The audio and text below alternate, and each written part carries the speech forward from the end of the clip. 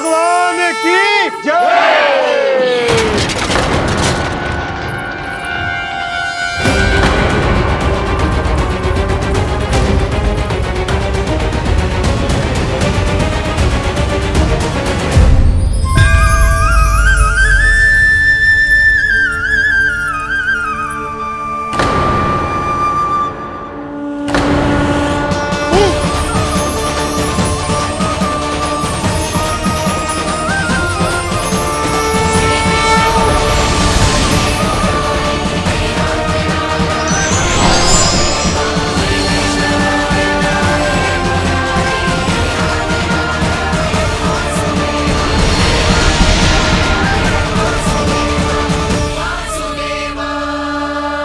प्रभु,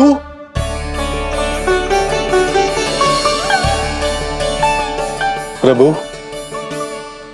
मैंने आपके अवतार को हानि पहुंचाने का प्रयास किया, फिर भी आपने मुझे दर्शन दिया। देने ही पड़े। तुम्हें मेरे चरणों का स्पर्श जो मिल गया, तुम्हें आश्चर्य हो रहा होगा। एक साधारण से स्पर्श से तुम्हें वो मिला जो बड़े से बड़े ऋषियों को भी कठिन से कठिन तपस्या के बाद भी नहीं मिलता। इसका उत्तर तुम्हारे अतीत में छुपा है। दैत्य हिरण्याक्ष के पुत्र के रूप में तुम्हारा जन्म हुआ था। शीघ्र ही तुम बहुत अधिक विशाल और असीम बलशाली हो गए थे, पर तुम अपनी शक्ति का प्रयोग अनुचित ढंग से करते थे। एक दिन तुमने महर्षि लोमस के आश्रम में बहुत ही उत्पात मचाया, हरे भरे वृक्षों को नष्ट कर दिया।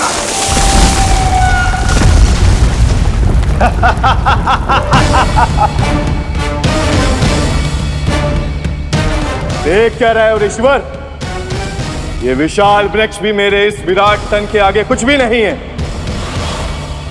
जिसे स्वयं अर्जित तक नहीं किया, उस तन पर इतना अभिमान, तो सुन ले, जिनसे तेरा तन बना है उन्हीं पंच तत्वों में इसी क्षण ये विलीन हो जाएगा। ये मेरा श्राप है तुझे, मेरा श्राप है तुझे।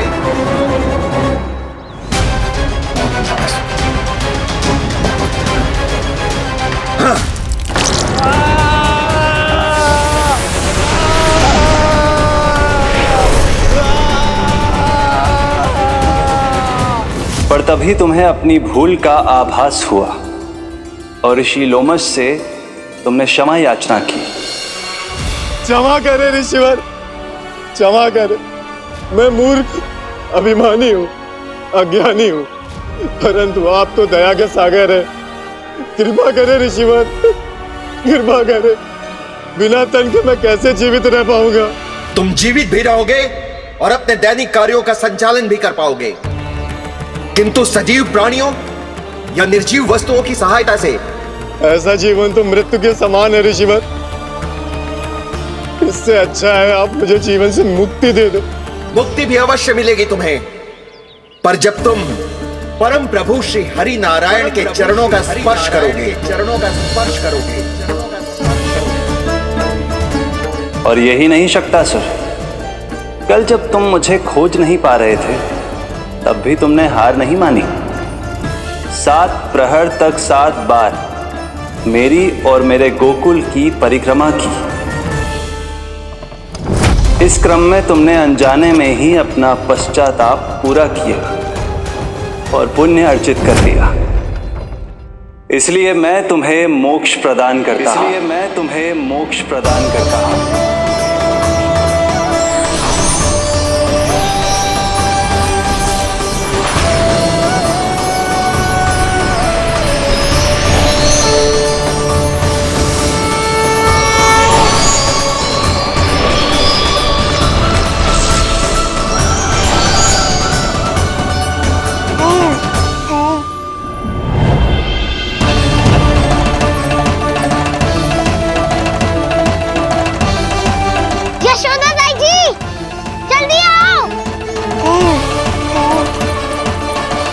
नीलमणि, मेरा लल्ला।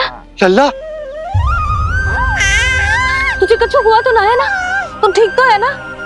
मेरा नीलमणि, मेरा प्यारा बच्चा।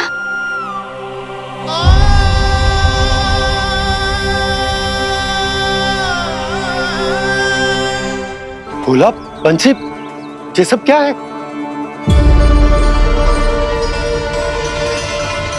उज्जवल, ये किसने करो है? और देख, कहानी मत सुनाइयो। उज्जवल पुत्र, कैसे हुआ ये सब? किसने किया? और किसने? महाबली नीलमणि ने, बड़ी ताई जी।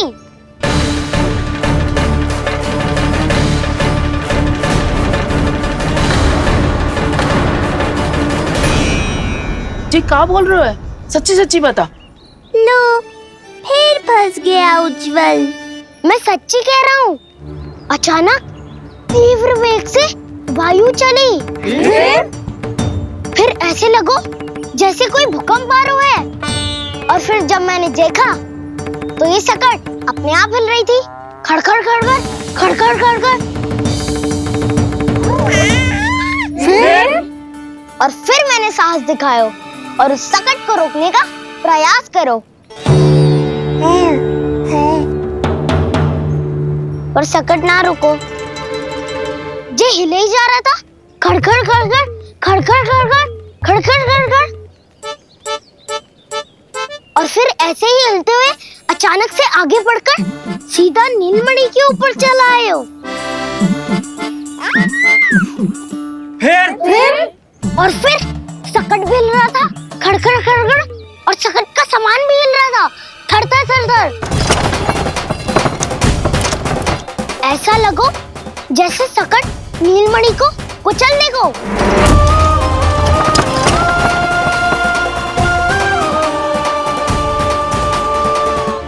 पर तभी जे जाग गए हो। इसने खींचकर अपने पांव का प्रहार करो और चीख गया सकट आकाश पे।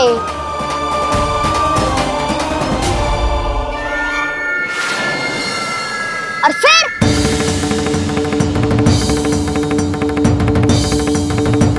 धड़ाम, सब भूमि पे गिरकर चकनाचूर।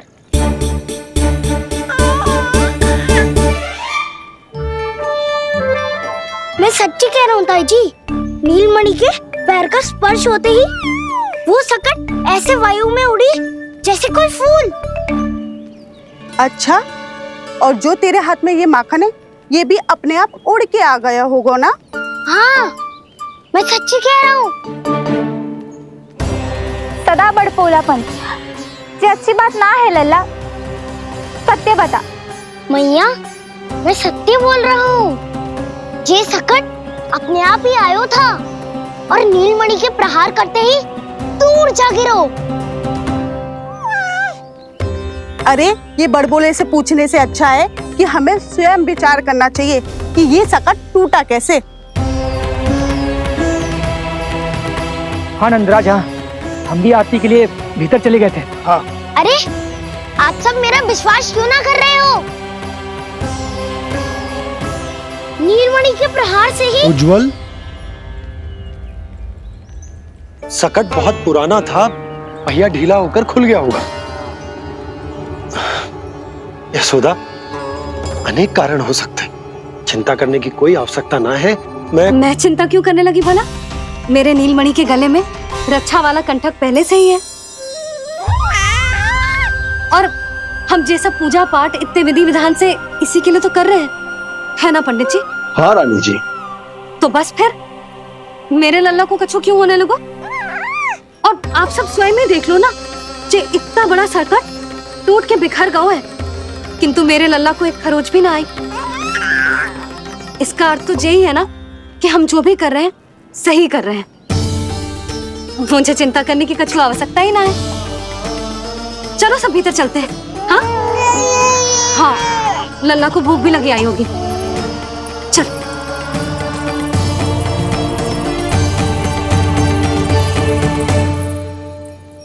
नंदराज जी, अब हमें भी आज्ञा दीजिए। प्रणाम पंडित जी।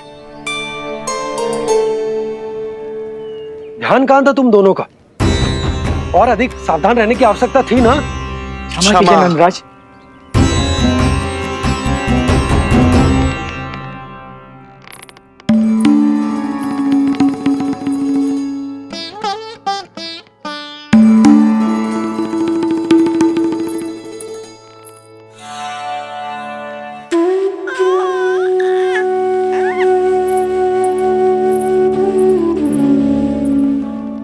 यशोदा, क्या हुआ? बोलो ना, क्या सोच रही हो? मुझे बहुत चिंता हो रही है जीजी। मेरे लल्ला के साथ कुछ ना कुछ दुर्घटना होती रहती है। अरे, अभी बाहर ही तुम सबको समझा रही थी, अब भीतर आते ही क्या हो गया तुम्हें? बाहर समझाने वाली मैं ना थी जीजी, वो तो गोकुल की रानी जसोदा थी। किंतु भीतर से मैं अपने नीलमणि की मैया हूँ, बस। और एक मैया को कितनी चिंता होती है, इसे आपसे अधिक कौन जान सकता है। बहुत बड़ा धक्का लगा है मैया को इस घटना से। अब तो ये मेरी रक्षा के लिए और भी अधिक चिंतित हो जाएंगी। यंत्र का कंठक, पूजा पाठ, इतने सारे प्रहरी, सुरक्षा के प्रबंध, यदि इतने सबके बाद भी मैं अपने लल्ला की रक्षा न कर पाई तो मुझसे अधिक अभागी कौन हो सकती है। मैं तुम्हारे मन की दशा समझती हूँ यशोदा। इसी चिंता के कारण ही तो मैंने आज तक अपने पुत्र को छुपा कर रखा है। मैं जानती हूँ जीजी, मैं समझती हूँ। मैंने तो नीलमणि के लिए इतने सारे संस्कार भी करो है, पूजा पाठ की है, किंतु मैंने तो आज तक अपने पुत्र का एक भी संस्कार नहीं किया है। आंसू पोंछ लीजिए बड़ी माँ, शीघ्र ही सब कुछ ठीक हो जाएगा। जब मैंने उसे जन्म दिया, उसके बाद से आज तक न उसे घर के बाहर लाई हूँ, न कोई संस्कार किया है। मैं तो उसका नामकरण भी नहीं करवा पाई हूँ यशोदा। उसके जन्म के समय स्वामी ने यह संदेश भिजवाया था कि उस कंस को हमारे पुत्र के बारे में तनिक भी भनक नहीं पड़नी चाहिए। तब से आज तक भय के छाव में जीती आई हूँ कि वो कंस कहीं हमारे पुत्र को भी ना मार दे, जैसे देवकी के सारे संतानों को मार दिया है।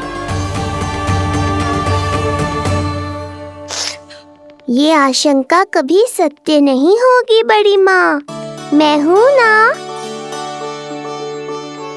माँ अपनी संतान के मन की बात बिना कहे ही समझ जाती है। आप भी समझ जाओ ना मैया।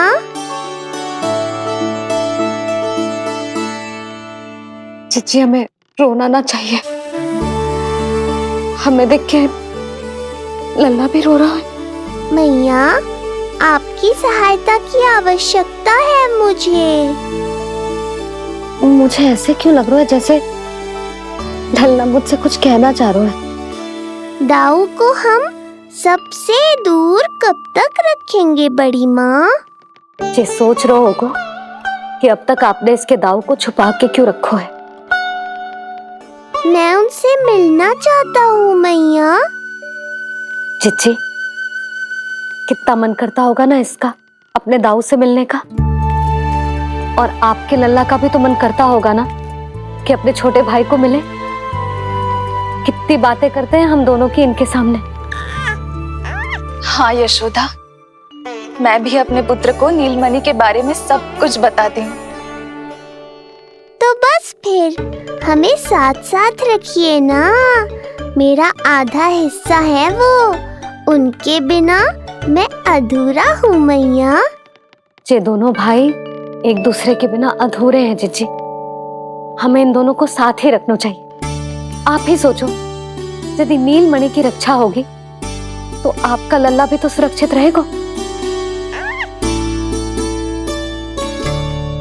तुम सच कह रही हो यशोदा, हमें इन दोनों को मिलाना चाहिए और साथ में ही रखना चाहिए, सुरक्षित। तब तो शीघ्र ही पंडित जी को बुलाकर हमें शुभ मुहूर्त निकलवाना चाहिए। शुभ मुहूर्त? हाँ, शुभ मुहूर्त। दोनों भाइयों के मिलन के साथ साथ उनका नामकरण संस्कार भी करवा देते। अब अपने दाऊ से मिलूंगा मैं।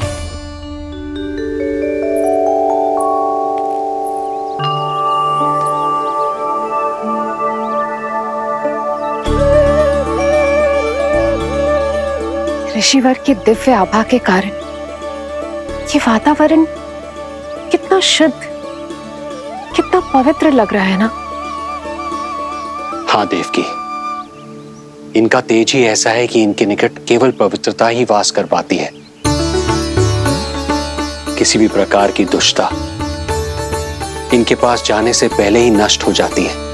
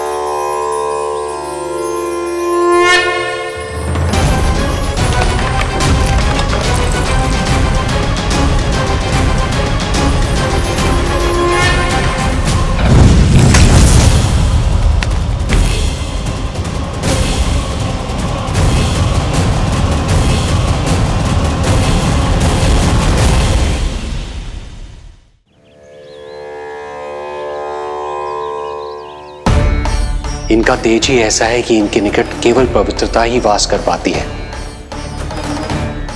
किसी भी प्रकार की दुष्टता इनके पास जाने से पहले ही नष्ट हो जाती है। यदि महर्षि की इच्छा के बिना मैंने भीतर प्रवेश किया तो कहीं ये मुझे श्राप ना दे दे। नहीं, इससे तो अच्छा है कि मैं यहीं आश्रम के बाहर रुकूं और यहीं से इन दोनों पर दृष्टि रखूं।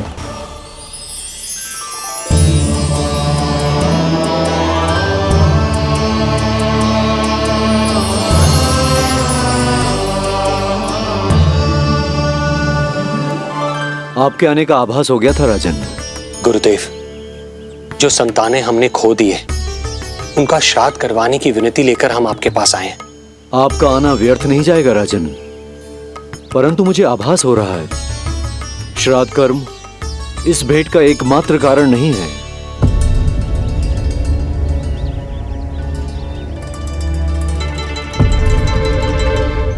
आपको उसकी या कंस की चिंता करने की कोई आवश्यकता नहीं है। निश्चिंत होकर बताइए कि आपकी इच्छा क्या है।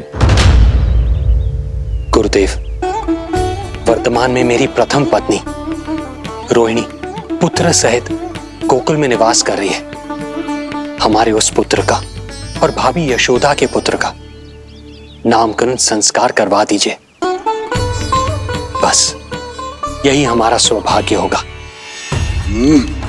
मुझे कुछ सुनाई क्यों नहीं दे रहा है? देवी रोहिणी से उत्पन्न आपका पुत्र यादव कुल का राजकुमार है और यादवों का गुरु होने के नाते उसका संस्कार कराना हमारा कर्तव्य है। परंतु यशोदा पुत्र का नामकरण वो आप मुझसे क्यों करवाना चाहते हैं?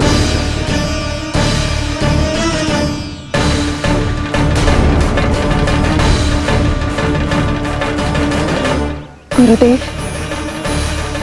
सत्य ये है कि रुक क्यों गई रानी देवकी? आपके मन में जो कुछ है कहिए। ये कैसी दुविधा में फंस गया मैं। यदि मैंने गुरुदेव को यशोदा पुत्र का सत्य बताया तो कंस को भी पता चल जाएगा, और यदि नहीं बताया तो कहीं ऐसा ना हो कि ऋषिवर ही बुरा मान जाए। लगता है आप दोनों की दुविधा मेरे अनुमान से भी बहुत बड़ी है। अपनी या अपने पुत्र की कुंडली लाए हैं राजन? जी गुरुदेव, अपनी कुंडली है मेरे पास। देवकी,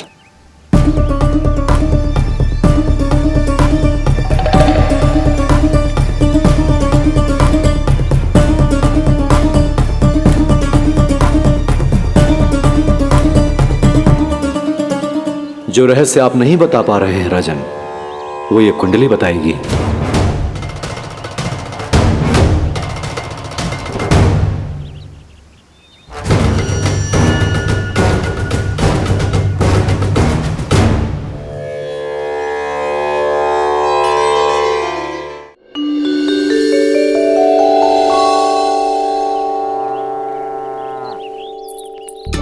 लल्ला बता कैसी है जगदा? मैया को हो क्या गया है आज? देख सही सही बताइयो।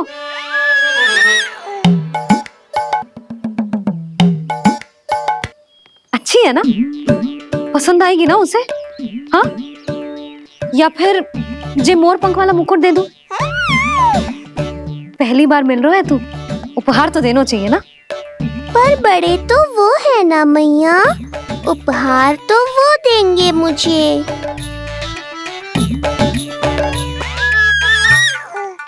ना ना, मोर पंख वाला मुकुट तो मेरे लल्ला का है ना, जे ना दे सकते। तेरे जैसा कोई कंठक या चांदी वाला कड़ा दे दूं? हाँ? इस मिलन के लिए मुझसे अधिक उतावली तो मैया है।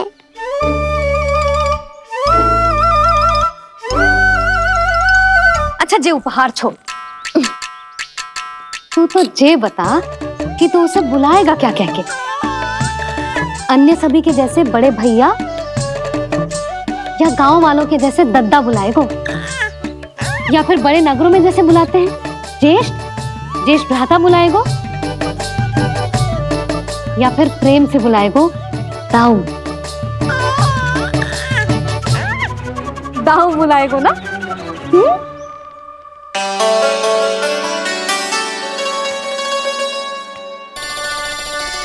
सुनो आपने, हमारे लल्ला ने निर्णय ले लियो, ये अपने भैया को दाऊ कहकर बुलाएगो। अरे वाह, लल्ला ने बोलना भले ही ना सीखो, परंतु तुम्हें बता दियो। और नहीं तो क्या, लल्ला कुछ कहे ना कहे माँ तो समझ जाती है ना लल्ला?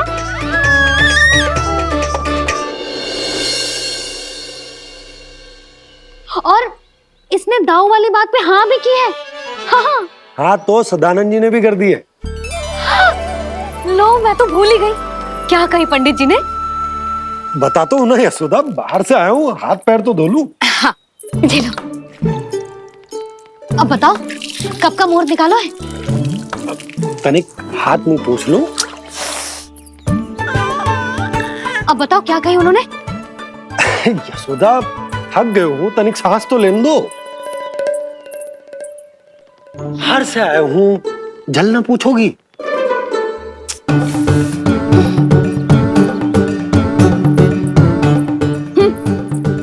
अब बता दो जी।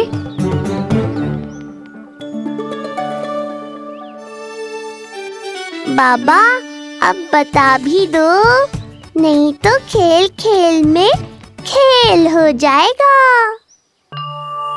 हाँ बताओ।